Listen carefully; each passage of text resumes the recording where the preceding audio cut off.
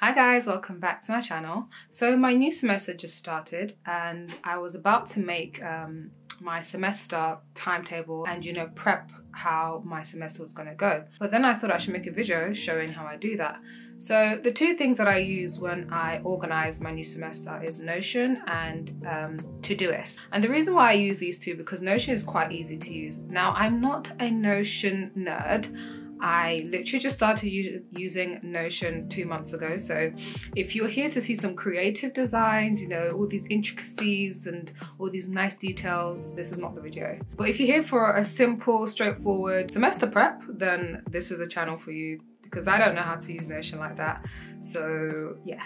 So over the video, I'm just going to show you how I use it and how I integrate it into my everyday life in terms of schooling. Okay, so here we are. I'm on Notion right now and this is my life page, but this is my medical school page. So I've got semester 2 and semester 3, so I'm going to make a new page.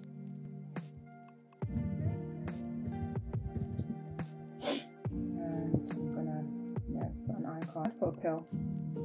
That's the extent of my creativity. So in semester 4, we've got two modules. We've got life cycle and then there's another one. So I'm just going to name this one life cycle. And I'm going to put an icon of someone cycling. There you go, life cycle. And within life cycle, I would like to put each topic. So there's subtopics within life cycle. So I'm going to make a page for each of them. The first one I know is age. The second one is reproduction. The third one is genomics. Fourth one is development. And the last one, pharmacology. So I'm just gonna put a quick icon. These are the 6 topics we'll be doing in the life cycle. So what I do is I go to, for example, I'm taking age, I'm gonna go there and then I'm gonna create 2 extra pages. First page is gonna be for the age lecture list. And the second page is going to be, and this is what I do for all of my other ones. So I'm going to go back to age lecture list, and in here I'm just going to make a list of all of the age lectures that I have to get done, and I'm going to do them by week. The reason why I do them by week is because, so our course runs on weeks, right? So week 1 you do this, week 2 you do that. And so if I want to go back to an age lecture, it's easy for me to know that this lecture was on week 7. Then I can go back to my course page and then I'll be able to locate the lecture without having to look through all of the weeks to find the lecture. So this is the list of all of the lectures for life cycle. So all the age lectures, but the age lectures start at week 7. So I'm currently in week 1, but I'm still going to do it anyway. I make a heading. And then I put all of the lectures that are going to be in week 7, make them as a to-do list so I can tick them off when I finish.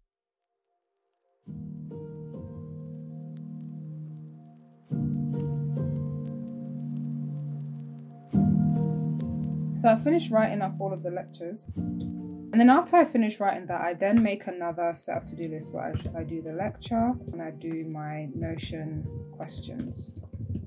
The reason why I do as a subtitle because sometimes I watch a lecture but I won't have time to do the Notion questions right after. So it just helps me keep track that I've watched a lecture and then the next thing I need to do is Notion questions, or that I've already done both of them and so I've finished that lecture.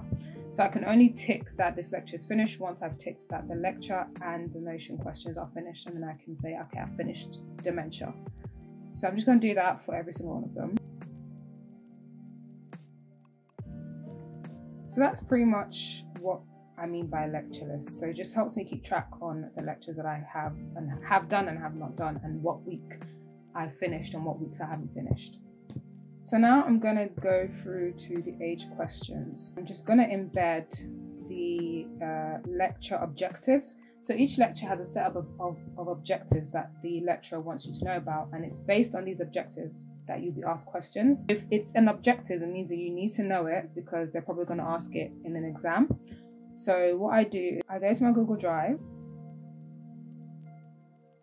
and now all of the lecture objectives have been embedded into my lecture questions because I make questions based on the learning objectives. And if it's not in the learning objectives, I'm not going to make a question about it because they're not going to ask me a question about it in the exam. So that's the first thing I do. Then the next thing I do is I then make a table.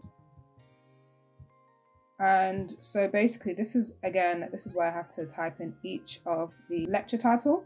And basically what I do is that each of these lines ends up becoming a page. And so when I write these titles, I can then go back into each page and then write the questions.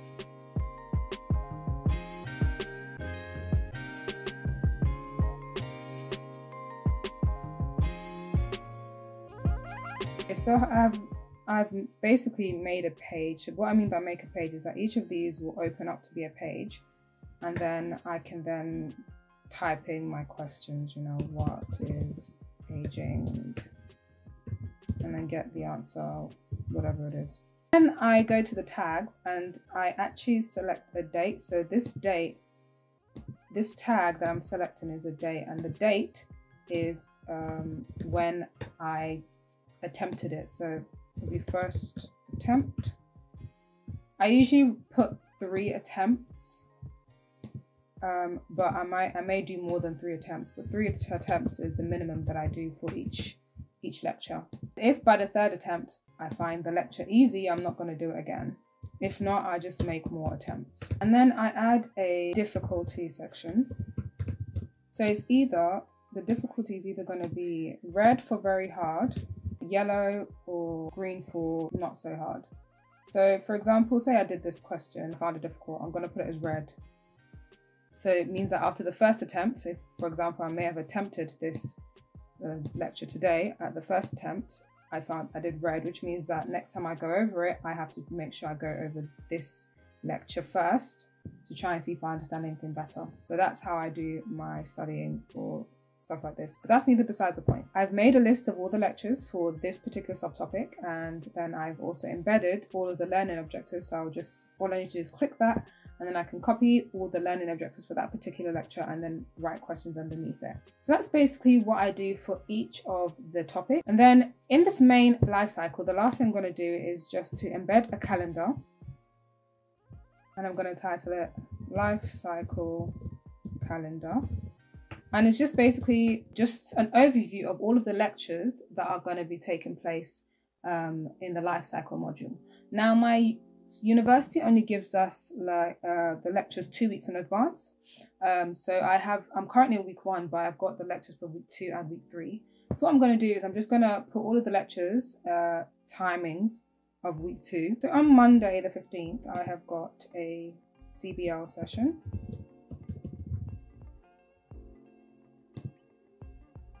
And I'm going to have it at 9:45 a.m. It's going to be on Teams. It's going to be whether it's live or not. In the afternoon of Monday, I've got a communication skills. So that's PHEVP.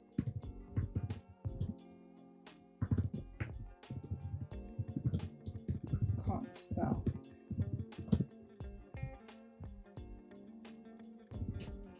And it is live. And I'm going to do the same thing for everything else.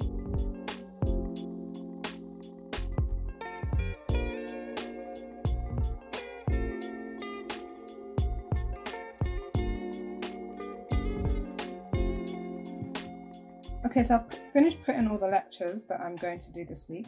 This is not essential. I do it personally for myself so I can actually see and visualize how much I'm doing in a week or how many lectures I have in a week, just so I'm prepared for the amount of lectures I'm going to do in a week, but it's definitely not necessary. And I'm just going to quickly show you what it looks like for when I've actually finished doing a question.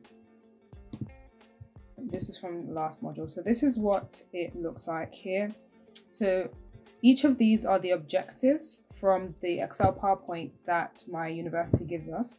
And in each one, I've already written a question. So for example, what is the function of the modulatory system? And then this is the answer to control the state of the system. And I've pretty much done this for all of them. And this is what it looks like. I use Notion for the bulk of it, and I use Todoist to actually do my everyday day-to-day planning. So for example, even though I've already put in my calendar what I'm doing on a weekly to weekly basis, I also like to use Todoist to do it on a day-to-day basis. I like to see what I'm doing in the day, and Todoist for me is one of the best tools that I can use to do that. So let me just show you how I do it. So I will put CBL tutorial. That's what I have on Mondays. 9:45 a.m. because that's where I have basically all of my stuff in Teams. I'm going to add the task, and I'm going to do another task, which I've got, again, PHP.